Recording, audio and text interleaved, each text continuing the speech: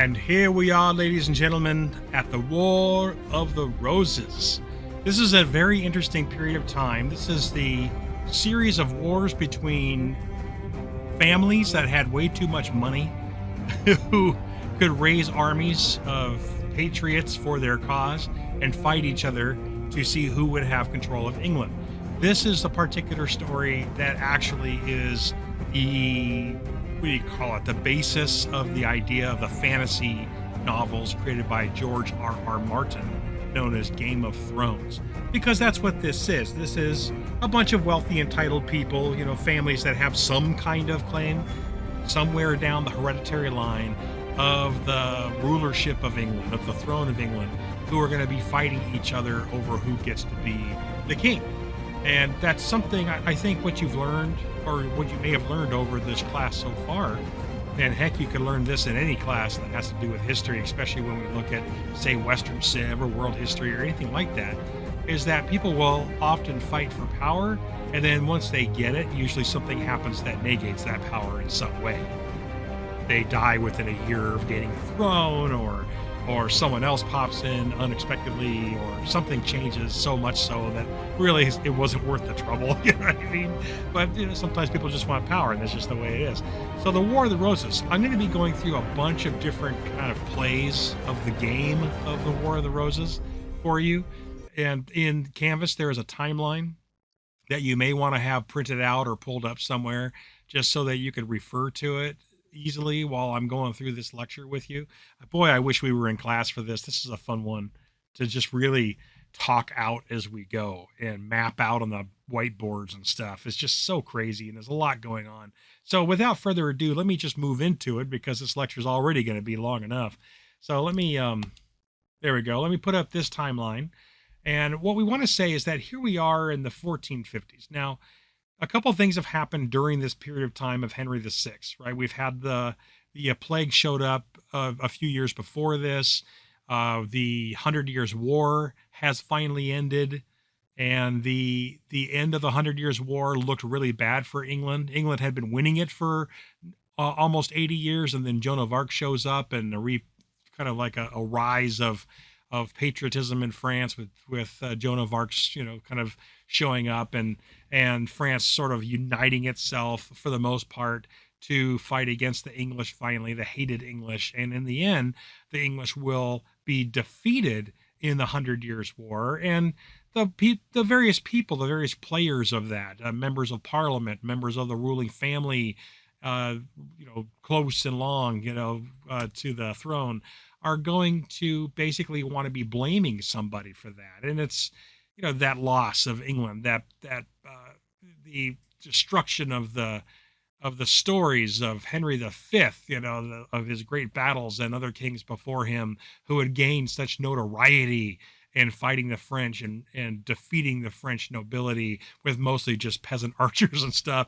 And it's just that pride that England had that was suddenly shattered when England lost the 100 Years' War. And so you have essentially different people of different family lines who want to rule England, who use that defeat of the English in the 100 Years' War as a reason to fight to change who's the king. And that's just what happens. Well, here's Henry VI. I'm just going to activate my little laser pointer. Henry VI is, by the time we get here to the 1470s, he's considered to be mentally invalid. And there's a lot of rumors that say that he's kind of going insane. And so there's some thoughts as to, what should happen so that somebody with more sanity should rule. And that's going to play a role. Should it be Henry VI's son? Should it be somebody from a different family line called the Yorks? A guy named Edward IV, should they rule? Because guess what? It's the Lancastrians that lost the war, the 100 Years' War. So don't we want to just break away from those guys and put in a whole new family? It's time to end the Plantagenets, isn't it? That's the sort of stories that we're going to be hearing, these arguments between these two. So let me just read this, all right? Through marriage, the Plantagenet line is still ruling England. That's Henry VI. Henry VI, Edward IV, and Edward V, and Richard II, and Richard III are all that are left. They're all various people who are either very young at the time as we get to the 1470s or in their senior years, okay? But they're all there. They are also in different factions within England, the Lancaster family and the York family. So, what I'm saying here, I'm just going to circle this, all right? The Yorks and the Lancasters are part of the same Plantagenet blood. It's just that they have married into different directions and have created a factions. We have the Yorkist factions of Plantagenets versus the Lancastrian factions of Plantagenets. You can ignore these for now, the Tudors and these guys. All right, we'll get to them on the other end of this lecture. So right here we've got Henry VI, King of England, the one that basically is a product of a marriage between France and England that settled the Hundred Years' War with a little bit of a loss for the English. And we have here a son, one of the sons of Henry VI, Edward IV. And Edward IV kind of doesn't want to, do anything else but rule. And he's going to fight for the idea that he should rule. But why is that a problem? He's the son of Henry VI. The problem is that Henry VI is still alive, and Edward IV is spreading rumors that Henry VI is going insane, and therefore Edward IV says, I should be king now. And there's a number of people in the Lancastrian family line who are like, yeah, but you're part of this other grouping of Plantagenets by marriage, and we're not sure we trust you. So let's get into how all this goes. This is your timeline. Again, this picture, this image is in the files in your current module, and you're welcome to download that just to have it with you, because we're going to be going through a lot of little issues that happen here. All right, let's have some fun. So the House of Lancaster, remember that's the original ruling house. That's the Lancasters, or the Lancaster side of the Plantagenets, currently reigning under Henry VI, the mentally ill, perhaps, Henry VI. Can he even rule anymore is the question, all right? So he continues to be the king because his French wife is very powerful. And remember, France itself was powerful. It had won the 100 Years' War. Don't forget that, okay? So screwing around with the current king who is married to France would be bad for England, because France could sort of rattle its saber and declare war and hurt the economy of England, and England's not ready to fight an international war for a while. They're kind of tired of that, and also the plague. All right, so they have to recover from all that. So this is all going to be very internal, which is, will someone actually step in and say, Henry VI, you are mentally ill, we're going to replace you? Well, this is the opportunity for someone to do that. House of York. All right. So Richard II, this guy named Richard II, he's the Duke of York, which means he's in charge. He's a wealthy family member who is in charge of a county in England called York. So he's the Duke of York, and he's the head of the family as a direct descendant of the royal line. His family is wealthy. He can never be king while there is a king on the throne. Okay. And killing a king is considered an act against God. So there has to be some kind of justification. So Richard II, he's a member of the York family. Again, Henry VI and Richard II are part of the same bloodline. They're Plantagenets. It's just that there's these factions that are developed, right? And so Richard II, who's, if these two showed up together for Thanksgiving dinner, which didn't exist yet in England or anywhere else, all right? Henry VI and Richard II, if they all came together for dinner with all their families, they'd start to argue like crazy, right? Because although they're part of the same family lineage, they're different factions. So Richard II, he wants to be the next king of England, and he has a lineage. He's part of the Plantagenet family, which means the Lancasters and Yorks together. But, he can't become king because there's already a king, Henry VI. So how do you handle this? How do you handle this if you're Richard II? How do you justify that Richard II should become the king, and that would be better for England, and you kind of replace the Lancaster faction of Plantagenets with the York faction of Plantagenets? How do you do it? Well, it comes down to that, hey, we think Henry VI is insane. So isn't it time for someone else to take over? That's kind of where this is going to be. Okay. So there's going to be a battle, because that's how you settle things like this. May 22nd, 1455, Battle of St. Albans.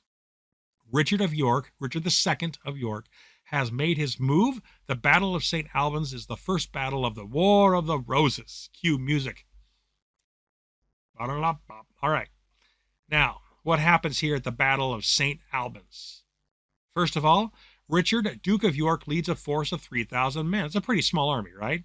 He attacks suddenly and without warning. Henry VI, with his army of 2,500, is marching toward Leicester, and he is taken without being prepared, meaning Henry VI has not prepared. He doesn't seem to have scouts out. He's not at all ready to be attacked. And so Richard, Duke of York, descends upon Henry VI, attacks, and captures Henry VI.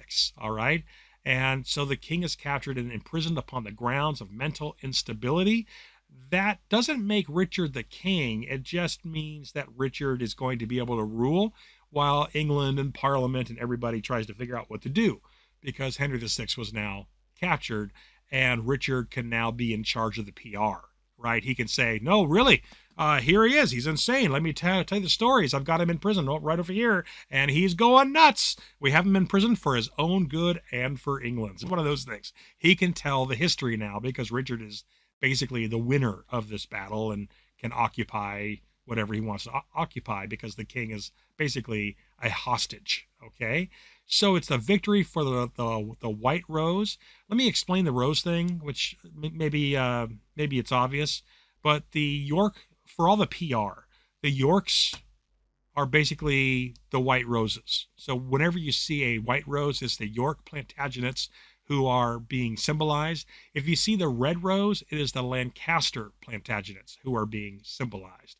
And I'm going to use these roses a lot because it's called the War of the Roses, and that's how these two sides basically, you know, if you wanted to show that you were a Yorkist, you would wear some piece of cloth that had the white rose on it, and if you wanted to show that you were a Lancastrian, you would adorn yourself with the red roses, and everybody knew who you were. It's basically gang warfare. Okay, that's all this is.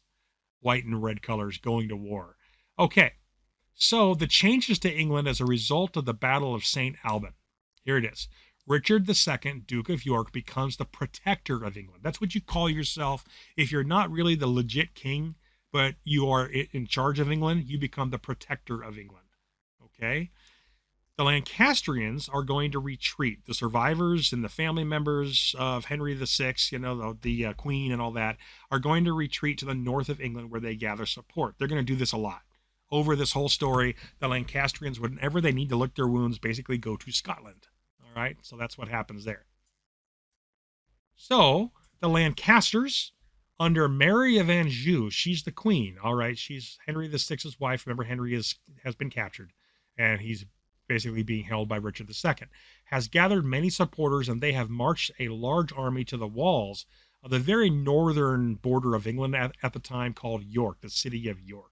All right, so that's the Red Rose of the Lancasters being led by this woman, the queen of the hostage king, and here they come, all right? Meanwhile, the Yorks under Richard II, here's what he looks like. The Duke of York has taken a defensive position within the city. You guys, York, he's Lord Protector, this guy, Richard II. He's in the castle of York, and that castle is very strong, and it has plenty of supplies. And he can get supplies from all over England at this point because he's Lord Protector. Okay, so all he needs to do, all Richard II really needs to do, is sit in his castle. That's all he has to do, and defend the walls, and wait for the army of Margaret d'Anjou to fall apart. Okay, that's all that has to happen here. So what does Richard II do? Well. There's this thing called the Battle of Wakefield, all right? 1460, December 30th, here we go, the Battle of Wakefield. Richard II, Duke of York, safe in the city, decides to sally, which is to mean he takes his army, leaves the protection of the walls of his city, and attacks the much larger Lancastrian army. I don't know if he just didn't believe that Margaret could lead an army. You know, maybe he was a sexist. I don't know.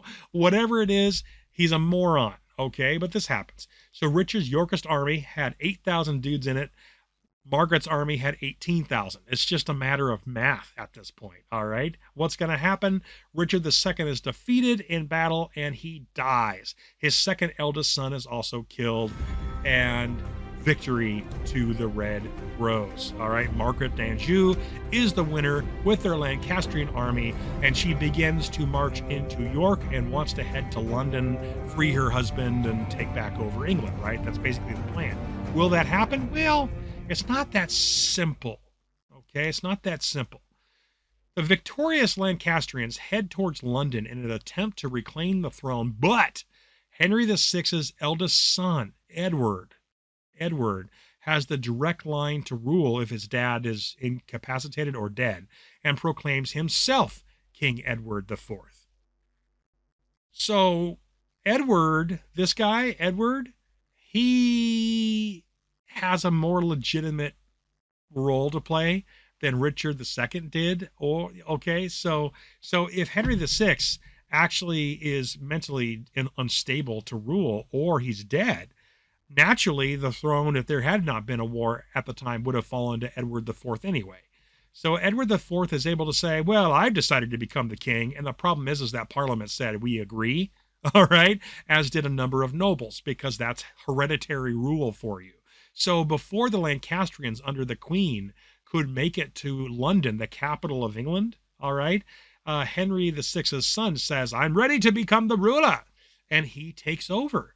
And everybody in London, the capital, threw in with him. So the power of England will remain with York, despite the fact that Richard II's Yorkist army was defeated, all right, and that's what happens. So here it is. Alas, this is Margaret of Lancaster. Alas, I truly know what it means to win the battle, which was the Battle of Wakefield, but not the war, because her Lancastrian army couldn't make it down to London in time before Henry VI's eldest son became old enough to proclaim himself the king. So the only way that Edward IV can maintain a long-term rule is to get rid of the Lancasters entirely. He's got to really reduce them down. So the Lancasters are building a large army under Margaret of 40,000 troops. And that's going to be also Scottish mercenaries and all that, right? The Yorks under Edward IV, after proclaiming himself king, Edward IV joins in, with the York side and gathers an army to confront the Lancastrians, run by his mom, in their encampment. So basically, Edward IV moves north, heads up into Scotland, finds the Lancasters who are camping. He brings archers, and we know how crazy archers are. They can do a lot of damage. The weather is windy, heavy snowfall, so bringing archers was a good move, except he's attacking during wind and snow, which are not great for arrows. All right, so we got 40,000 soldiers versus 36,000 soldiers. What happens? The Battle of Towton, 1461. Battle takes place over 2 days. On the first day, the Yorks under Edward were pushed back and their leader was killed. Not Edward himself, but his general. However, more Yorkists arrive and push back the Lancastrians. Okay, so there's this ongoing battle between these two. Many times during the battles, a leader or nobleman would weigh the battle's progress and decide to change sides. Some were fighting for a cause they believed in, but most were fighting to secure their family's position in the kingdom. It's always good to be on the side of the winner. All right, so the Battle of Towton's going to go for 2 days. It really shouldn't have. It just did, because people kept on switching sides and more people kept on showing up from the countryside to join in. All right, so what's going to happen? John Mowbray, it's a great name, Mowbray, it's so English. The Duke of Norfolk, another county in England, arrives with reinforcements to fight on the side of the House of York.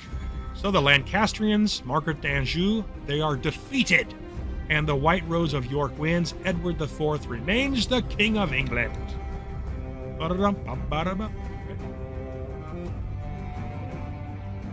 So the changes made to England after this is that the mentally ill King Henry VI and the Queen, Margaret of Anjou, and their youngest son, George, retreat to Scotland, which is where they always go to hide, those Lancasters. Well, King Edward IV is officially declared King of England because all the other folks are kind of gone, and that's on June 28th of that same year. And then King Henry VI, the invalid king, is going to be recaptured through some subterfuge and basically brought from Scotland all the way back down to London, where he's held in the Tower of London as a pawn. Edward IV is maintaining power by putting Henry VI into the Tower. Okay. Well, after 8 years of ruling England, King Edward's council are unhappy with him. Edward has turned out to not be a really good politician, and parts of Parliament and other wealthy family members are going to get angry, and landowners are going to get angry at Edward, and they're going to decide to get rid of him. And they have one way to do that, which is Why not bring in George? All right. So the Earl of Warwick is going to, and he's a Yorkist, is choosing to rebel against the crown, or, Edward the Fourth, in an effort to make King Edward's brother, George, king instead. Remember, Edward the Fourth is a Yorkist. That's the side that he threw in with. Earl of Warwick is a Yorkist. George is a Lancastrian, and he's hanging out with his mom up in Scotland, who's of the Lancaster side of the Plantagenets. So this is getting confusinger. It's a new word I made up, confusinger. So the Yorks and Lancasters together, or factions of them, this is more of a civil war than it already has been, is we've got the Earl of Warwick, who's a Yorkist and who doesn't like the king, and we've got George, looking kind of weird in his armor, and his no neck here, George of Lancaster, who is being courted by the Earl of Warwick, saying, let's gather together and see what we can do. All right. So George, brother of King Edward the Fourth, wants to become king. The Earl of Warwick, by the way, Warwick's first name is Neville. I mean, how British do you get? All right. The Earl of Warwick, who aided in bringing victory to Edward the Fourth before, has taken sides with George to overthrow the king. So this faction of the Yorks are joining with the Lancastrians to fight against Edward the Fourth to basically overthrow, a coup, if you will, overthrow King Edward the Fourth. All right, what's going to happen? Well, there's going to be a battle, everyone. July 26th of 1469, the Battle of Edgecote Moor. And the two sides prepare to meet, brother against brother, former allies, now the enemy. What happens? Well, King Edward's Yorkist army is marching from London to meet Warwick's and George's Yorkist/Lancastrian army, and Edward's army is ambushed by a Lancastrian army and quickly defeated. However, King Edward IV barely escapes with his life and kind of goes into hiding. What happens? There's Edward IV. That because Edward IV escapes, he gets back to London and maintains control. Okay? He survives, even though he loses basically the fight. All right, Edward IV survives, but he loses. He goes back to London and holds up London with the guard there and basically threatens, the life of the invalid king, Henry VI, and he sits there, right? The problem is that these guys, George and Warwick, they don't have enough troops to actually attack London. They can't do it. So what they're going to do is they're going to go to France to find a way to raise an even bigger army. Remember, they're allied with the queen of the last king, all right, Margaret, right here, Margaret, because she's French. And she goes back to France, and George goes to France, and Warwick goes to France, and they try to raise an English/Scottish/French army, okay? So the Lancastrians, now, they all just become Lancastrians, and Warwick is now a Lancastrian just by nature of who he's supporting.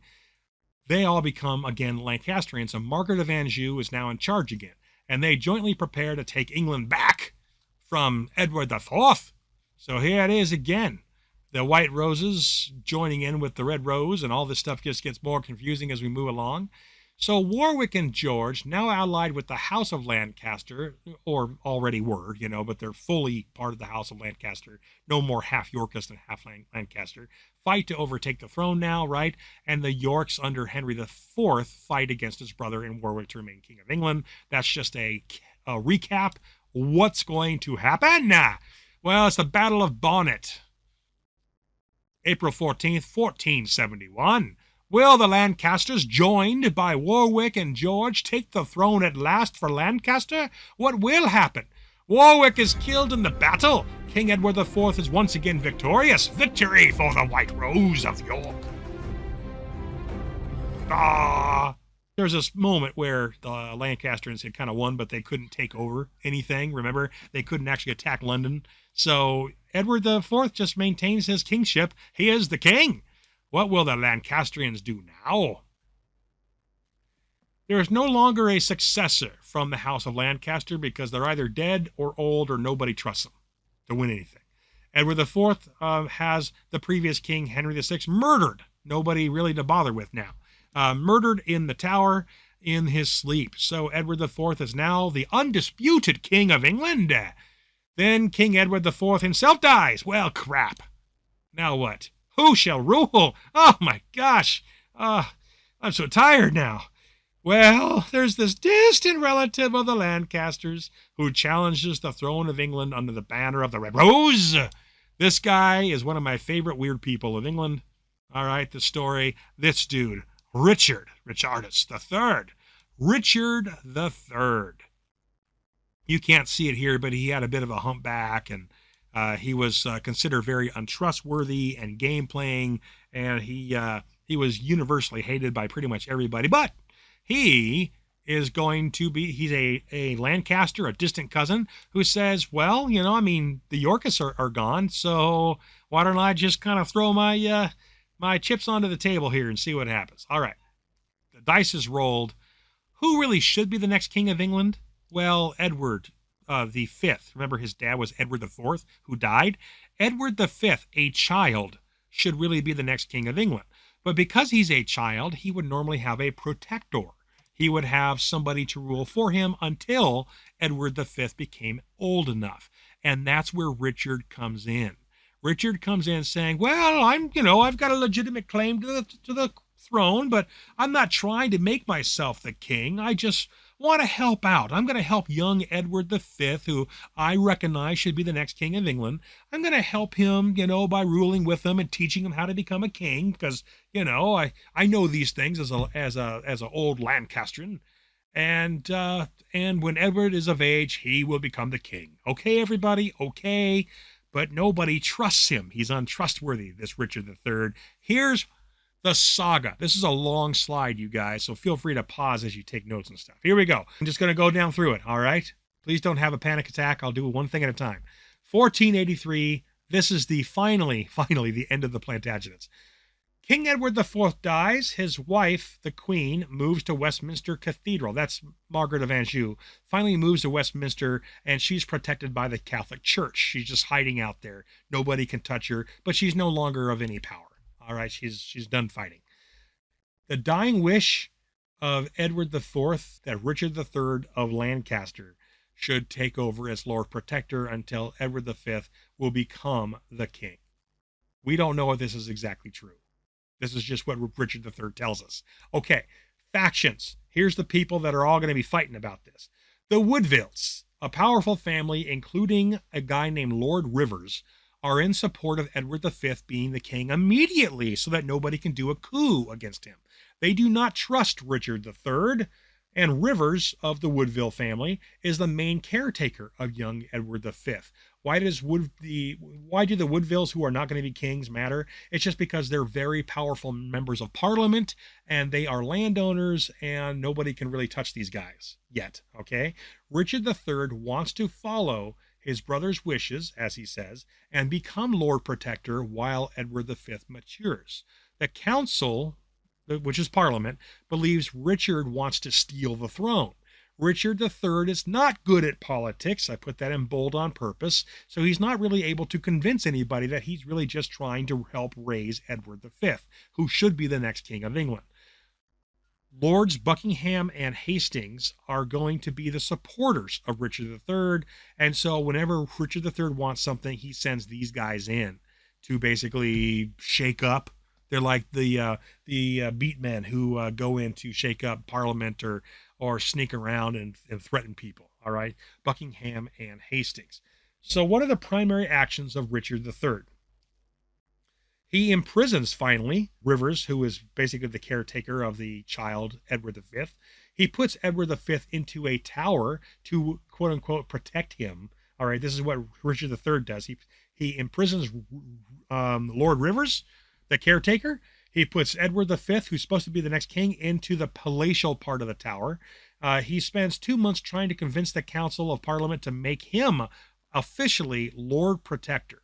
All right, that's what Richard does for 2 months, trying to say, really, I'm just trying to raise Edward V and make sure he's a good king, and I don't trust Rivers and all that stuff. Just make me the official Lord Protector, and I'll take care of the kid, all right? I'll make sure he's a good king. Come on now, I'm not trying to take over. Really, I'm not. Really, everybody. All right? Richard III eventually, without a trial, executes both Hastings and Rivers. Hastings, who was a supporter of Richard III, eventually switches sides. All right. So Richard III, trying to prove apparently how honest he is, without a trial, executes Hastings and Rivers as traitors. And the council, in fear, this is very dictator-like behavior. In fear, Parliament allows Richard III to become Lord Protector. Okay. Richard III, then, while the young Edward V is in the Tower, goes off on a tour of England to basically assure the citizenry that all is stable. It's a goodwill tour around the country, and basically to shake up the nobles and make sure they're not going to rebel. All right. Edward V, the child who should be king, and his younger brother, we haven't really mentioned him, that doesn't matter in this story. So there was a young Edward V and his younger brother are going to disappear. And this happens while Richard III is off giving a goodwill tour, and then in the Tower back in London, Edward V, who's supposed to be the next king, and his younger brother, who was there with him, just disappear. Richard III can now assume the throne, and he's the last Plantagenet. Richard III of Lancaster is now the King of England, and he is the last Plantagenet, and everybody knows that Richard III is probably the one that had Edward V and his young brother killed. Okay? That was a long slide. I hope you made it through this one. Feel free to rewind and go through it again, or pause this just to write this stuff down and try to figure this out. Okay? That was a lot. But Richard, what a story with this dude. Okay, here we go. Next slide. Under the Lancasters, a guy named the Earl of Richmond, that's his title, lands in Wales to challenge King Richard for the throne. It's just another Lancaster that wants to take over. All right? His army is made of mercenaries and Welsh troops, and they are loyal to the Lancastrians. All right? Richard III has become the new king, and therefore he's now part of the York line. And he has fought long and hard for the throne, including killing his own nephews. Again, nobody had any proof that King Richard killed his nephews, the ones that were supposed to be the next in line for the throne. It's just that, we're not going to find out until much later what happened to them, which is eventually those kids. One of them is Edward V, and then, of course, his brother. These kids were found, their bones were found one day during a palace remodel, and they were found kind of buried under a fireplace, where the bricks had been pulled up and their bodies were shoved in there and the fireplace closed up over them. So that's what happened, is they were discovered. And basically poets of the time, the nobility, they all knew Richard III was the one that killed the future King of England, Edward V. All right, they all knew. And they all thought he was a real jerk for it, but there wasn't much that they could do yet. Okay. So the Earl of Richmond, coming out of Wales, is going to challenge the former Lancaster, who is now a Yorkist, who takes over England, King Richard III. What happens? Well, if Richard III wins the battle between himself and the Earl of Richmond, then Richard's going to be the king, and the Plantagenet line will be secure, and he'll marry somebody and have kids, and that Yorkist Plantagenet line will continue in his own special way. Okay? Just know that Richard III is universally hated by pretty much everybody. Okay? Everybody hates this guy. What happens to the nephews? Well, again, I just kind of mentioned it, but they both disappear and were rediscovered during a remodel of a room under a fireplace. Oh, so that's actually a sad story. If you go to the Tower of London today, you could see the cell that they were kept in, and you could see where they had carved their names into the cell. And then they disappeared sometime after. It's awful. So there's going to be this thing called the Battle of Bosworth. All right, April 14th, 1485. This battle will decide which family takes control of the throne of England. Is it going to be the Earl of Richmond or Richard III? What will happen? Well, in this battle, you guys, Lord Thomas Stanley and his brother changed sides to fight for the Lancasters because they don't like the guy that they served, Richard III. They think that he's a jerk. So they switch sides and join the new Lancastrians, all right? And Richard III ends up getting killed during the battle. So he is buried unceremoniously just on the battlefield. He's just buried there and basically forgotten. He's not sent, his body is not sent in state to go be buried in a like a cathedral or anything. He's just buried where there will one day be built a parking lot over him. And during a parking lot remodel about a decade ago, Richard III's body is found. Okay, so there's a story about that that I'll give to you too. So basically, the Plantagenet dynasty dies with what I would consider to be the evil king Richard III, and all of it is buried under what will one day become a parking lot in England. All right, victory for the Red Rose of Lancasters. What will happen now? Henry Tudor, Henry the Seventh, is crowned the King of England under the Lancastrian Red Rose. He marries the eldest daughter of the former King Edward IV, who was from the family of York, the White Rose. By doing so with Henry the Tudor, their symbols unite, the White Rose merging into the Red Rose to create a new symbol and a new era. What is that? Here it is. This is the symbol of the Tudor family. You might know them under names such as Henry VIII and Queen Elizabeth I, right there. All right, it is this rose that is really symbolic of the final blending and the end of the War of the Roses between the Red Rose of Lancaster and the White Rose of York. Isn't that something? What a story. It's ridiculous, but there it is, the War of the Roses. I know, I'm sorry, you guys. I said that it's like the Game of Thrones, and the idea of it is similar. It's just that there's no dragons or anything like that. You know, I think George R.R. Martin made it more interesting. But there it is. Thanks a lot, you guys.